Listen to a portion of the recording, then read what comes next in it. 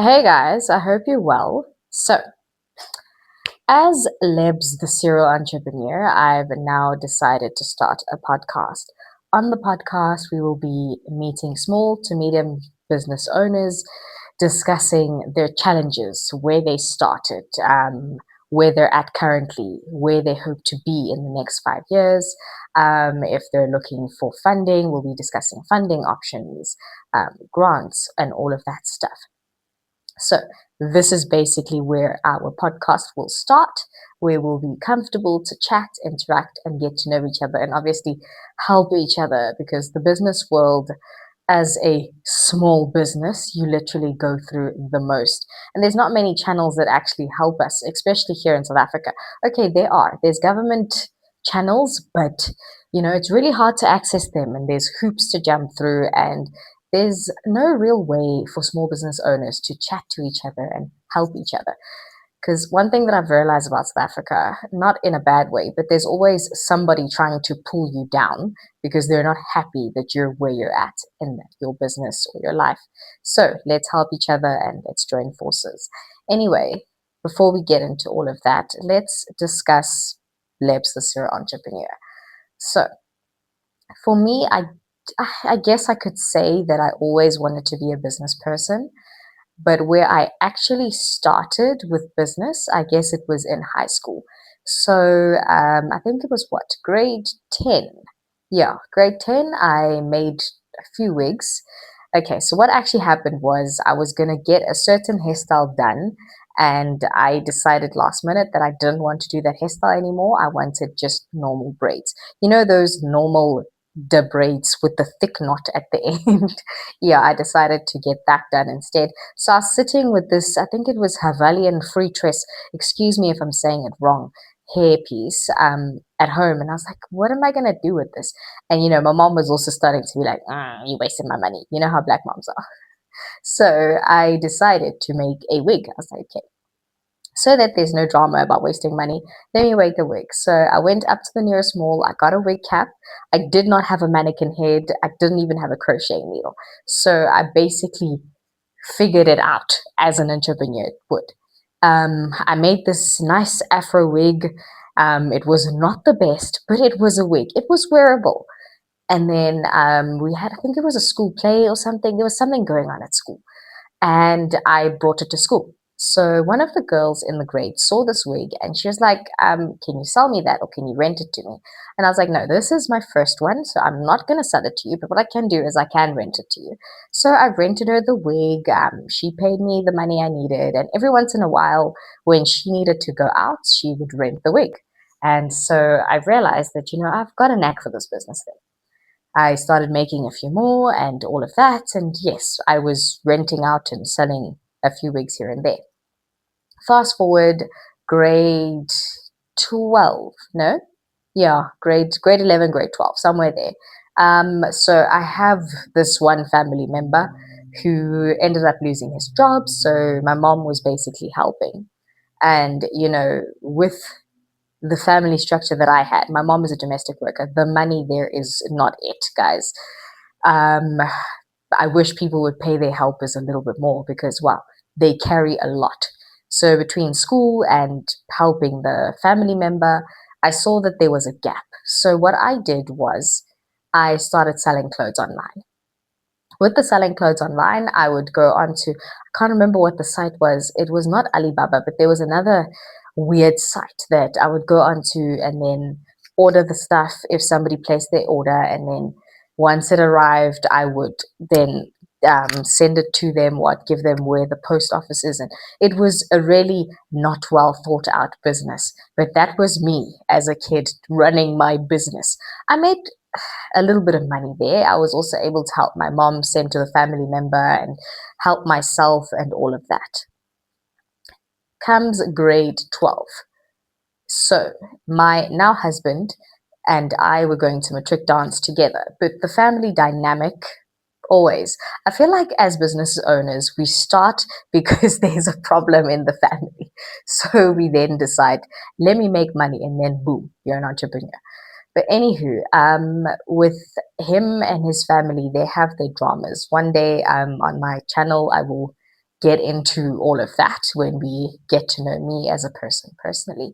But anywho, matric dance was coming. We were going to go together. He still needed a few things. My mom has always been a star character.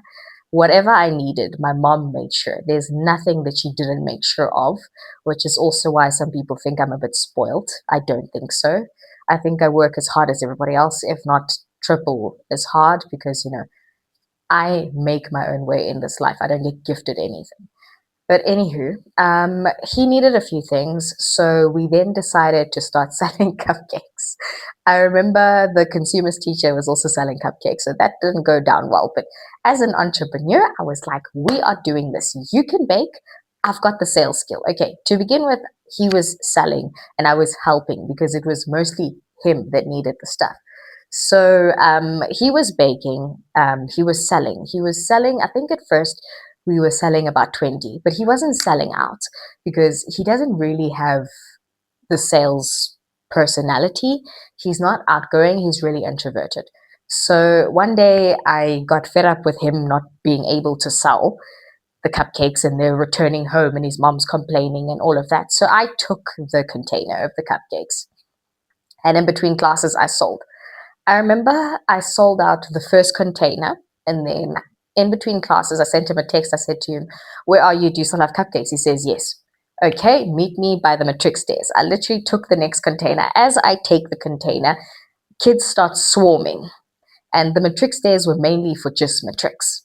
You know how it is in high schools, there's privileges. But it was grade 8 to matric, grade 8s and 9s and 10s and 11s running up the stairs, basically trying to shove the matrics out of the way, matrics coming around, and boom, within like 3 minutes, the cupcakes were gone. I was now sorting change. So by break time, I give him the container. I say to him, here's the money. Now we need a new strategy. These cupcakes are wanted. We need to make more. So it went from selling 10 to 20, well, barely selling 10 to 20 to selling 20 in basically 2 periods. And then to us making 60 cupcakes. So we made 60 cupcakes a day. We were not making a lot. We were making maybe less than 1,000 Rand a day with those cupcakes. So we started selling the 60 and basically by second break, we were sold out. Second break, I assume it would have been around 12, 1 o'clock. No, 11:10 because we finished school at 2:15. So that's when I saw that, you know what, this business thing, I can do it. It is something that I need to do. So we continued with the cupcakes. We tried to start a bakery, like a full-on bakery after high school. It didn't work out because I feel like at that time we were not mature enough to understand what is necessary in a business and the fact that we actually need to work together and the other one needs to listen to the other. I've since then taken business and personal and completely separated it because, when you know somebody on a personal level, when you say things on a business level, they mostly take offense to it. And I wouldn't say I'm a harsh person, but I'm a straight to the point. This is what we're doing. I'm actually currently trying to start some kind of skills development thing with one of my friends. And I feel like he takes a lot of things to heart. So I don't think that partnership is going to work for very long. But for now, we are trying. I'm trying my best to be as kind and as nice as possible, but it is what it is. Anyway, so it went from cupcakes to I want to start a brand. I started designing a few things, it didn't go anywhere. And then we moved on to selling cooked foods and stuff. We tried it, still personal issues. But what actually kicked off my career, I guess you could call it, as a business person. Um, After all of that, I ended up going into the working world. I worked as a tuck shop assistant. I know, embarrassing. but it's stuff that we've been through. I worked call center, I worked as an assistant, I worked as a personal assistant, I worked as a real estate agent. I did a bit of everything. Oh, and yes, in between all of that, I started my psychology degree, but I did not actually end up finishing. So, yeah, that's another thing. But while doing all of that, I did study a short bookkeeping certificate. I don't know what I studied that for because I suck at maths and I don't remember anything.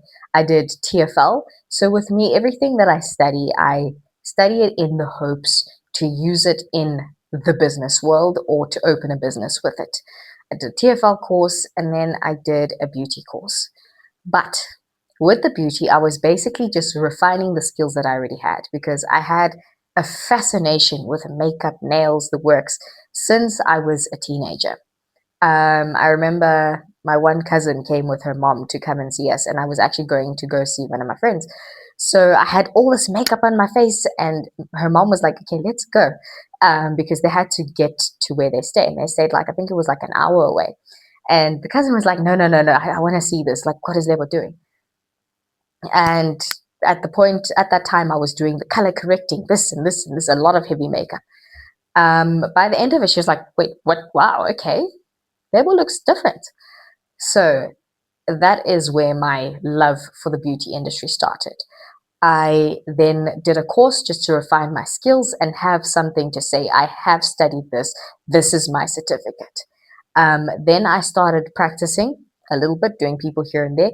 There we go. Then I said to myself, okay, what I want to do now is I want to open a beauty school. I remember when I said, first of all, I'm going to go and study this beauty thing, my mom was like, you've just gotten married, you've got 2 kids.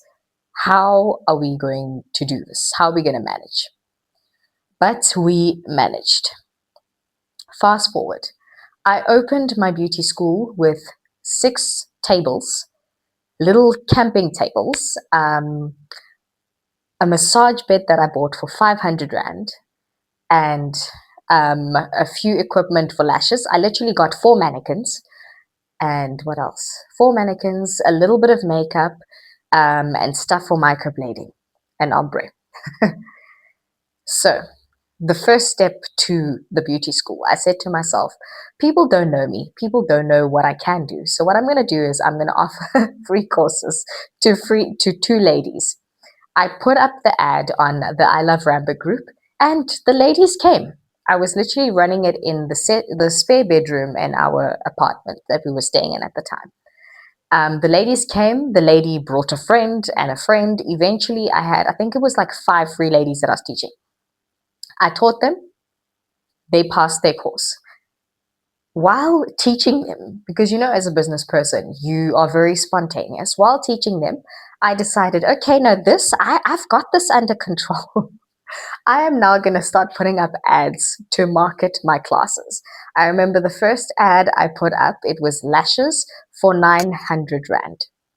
My first client was a Nigerian lady, and we know them. They are very good at negotiating. She paid me 850 the next day. I remember she called me. She's like, "Hi, I saw this ad. I want to come." And it's like, "Okay, cool. You can come tomorrow." And she came in the morning. I think, yeah, I had just dropped my kids off at school. She says to me, "Madam, I'm at the gates." I'm like, "Okay, shot." I'm not even prepared for you.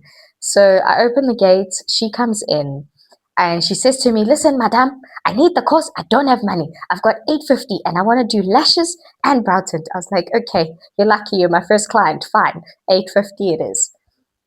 Soon thereafter, my ads were really, really good quality ads, and the place that I was staying in was a very nice complex, so it helped. They overlooked the fact that we're running it in my spare bedroom, and they signed up. Soon I had 5 signups, 10 signups, and then when the ladies started piling up, I had morning classes and afternoon classes.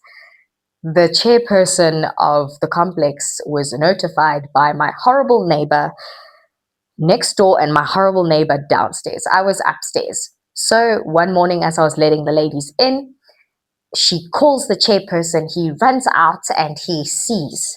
He literally looks like, mm. So he says to me, "Where's your husband?" I was like, He's inside. Call your husband. I'm like, okay, cool. I'll call him. I'm not going to fight with you, old man. But anyway, he says to my husband, this is a residential premises. We do not want you running, your wife running her business here. Shot. My husband sends me a message because I was in the middle of teaching these ladies, and I'm like, okay, cool. I was visibly upset. The ladies were like, are you okay? I was like, no, nothing's going on. I'm fine. Don't worry about it. As soon as the class ended, I literally said to him, I opened for them. I said to him, let's get in the car. We're going to the nearest recreation center so I can find a space. Figure this.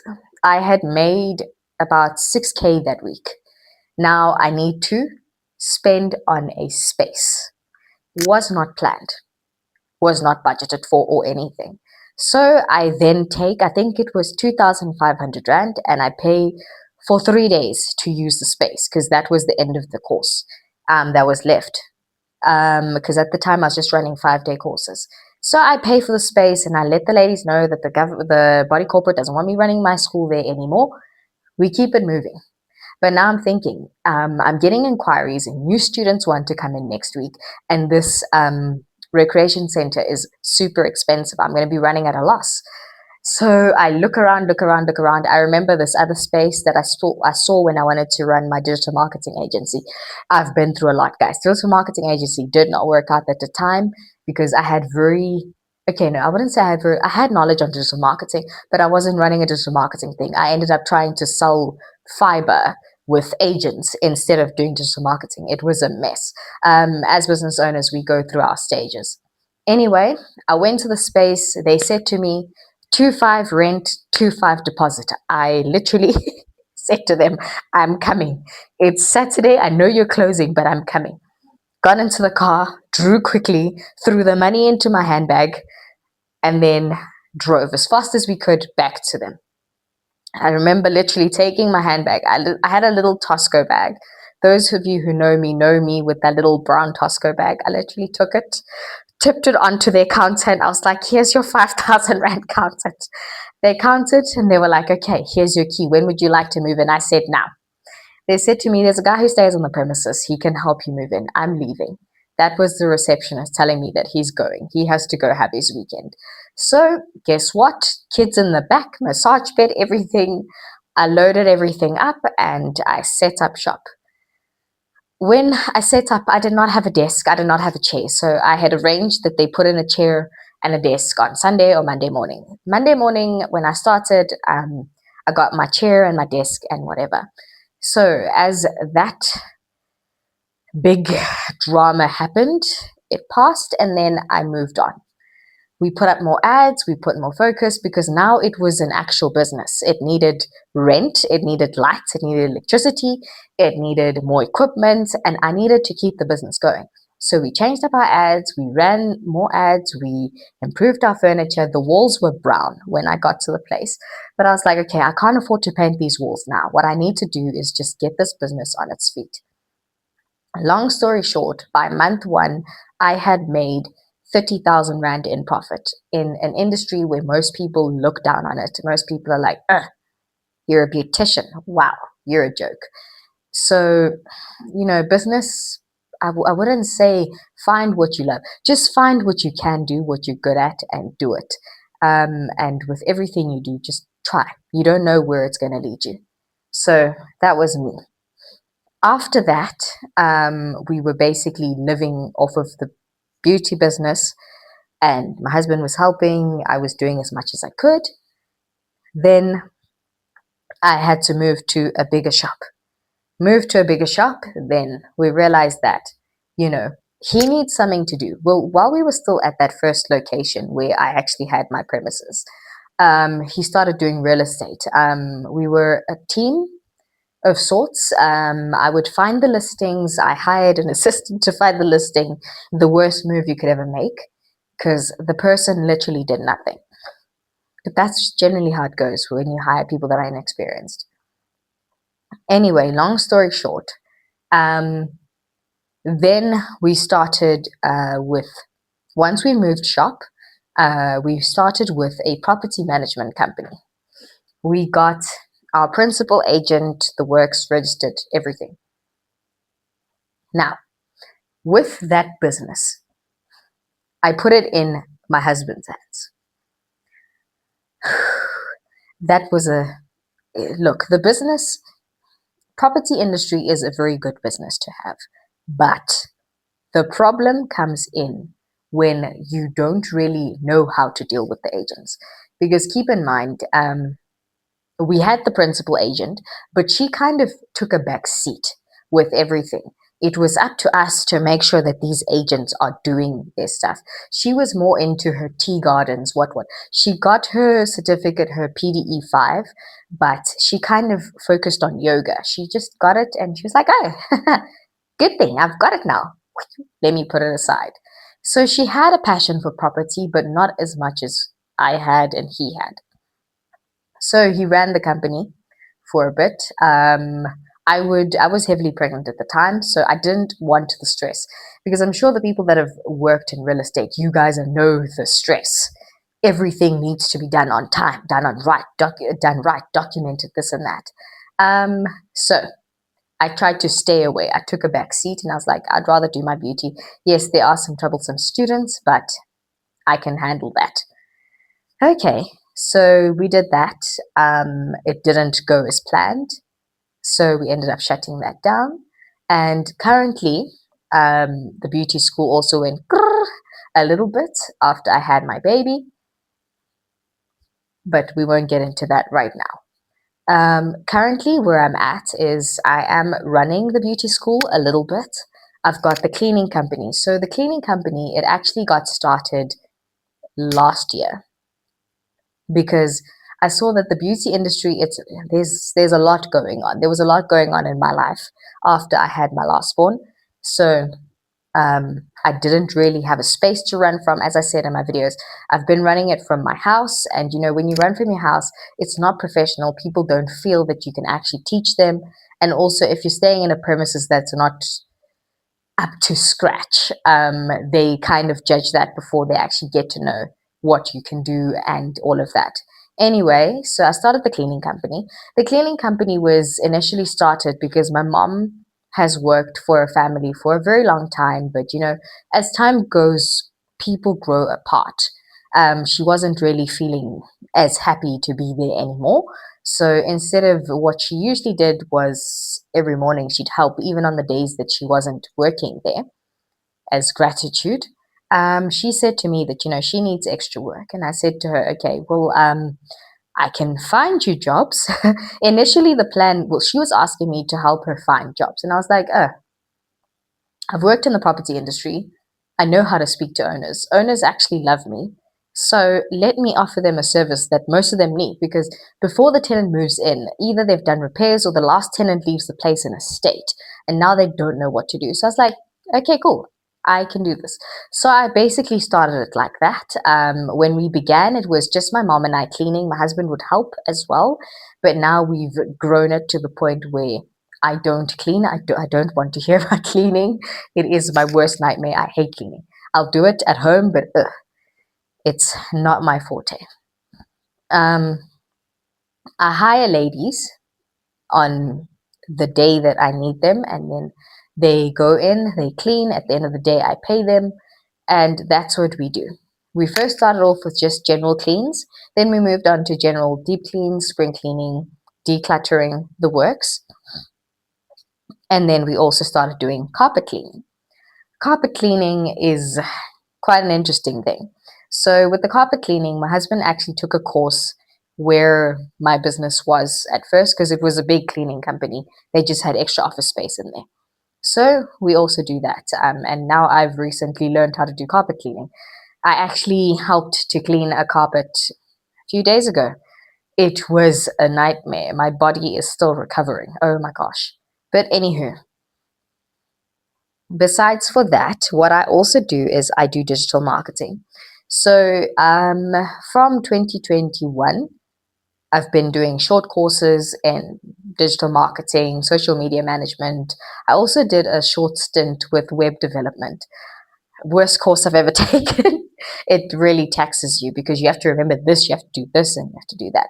Oh yeah, if anybody is interested in doing digital marketing courses, or let's talk about coding courses, because there's not a lot of women, especially black women, in coding. There is a site called She Codes.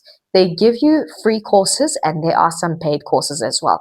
They're very, very good. So if anybody's interested, please check that out. I did a few courses in digital marketing, the works. So I decided that the digital marketing company that I decided to turn into a sales agency should be started now. Well, my husband first started his marketing company, A Squared Media, but with his inability to do sales, it didn't do much. And while I was running my beauty school, there was a lady who came through. She was actually a student for lashes, and she said to me, "I like your marketing. Who does it for you?" I said, "I do it myself. My husband just does the graphics, and then I sort out the rest." And she's like, "Oh, okay. Well, she's a very lovely Nigerian lady. Absolutely love her." She asked me to handle her social media for her business because she's got a very big salon in Braamfontein, but the clients were just not coming. So I did that for her for like a year. And then when my husband's marketing agency didn't do what it needed to do, me being the go-getter, I was like, right, I will now start Elevate Media. Well, the week before I started Elevate Media, a lady that I placed at the lady who I was doing marketing for, she said to me that her sister needs marketing. So the ladies came through and I started handling their social media accounts as well. So I was like, okay, so it seems like this is something that I can do, especially in the beauty industry. So let me start Elevate Media. So Elevate Media, we do social media marketing, Google Ads, graphics, web development, the works. My husband is actually currently busy with the website that one of our clients has asked for. So yeah, that is me in a nutshell. I do a little bit of everything. And as I said with my channel, my hopes is to start something new once a month. I know it's crazy. I don't know how I'm going to handle it, but you guys will be there watching every step of the way. And I will also start speaking to other business owners to just get what they're going through, why they're doing it, and all of that. And also, yes, with the starting a business every month, I've realized that with me and my businesses, my family heavily relies on what I do. Even if my husband has a job, there's still a very big need for money that comes from my side. So I've decided that, in order to cover everything, if I do have a few businesses, things will not die. I also realized that with the beauty school, if I had had another business that was actually working, backing it, I wouldn't have had such a tough time to the point where everything almost shut down and then now I'm slowly rebuilding it. But anyway, that is me as Lebz, the serial entrepreneur. I hope you guys enjoyed this and see you again next time.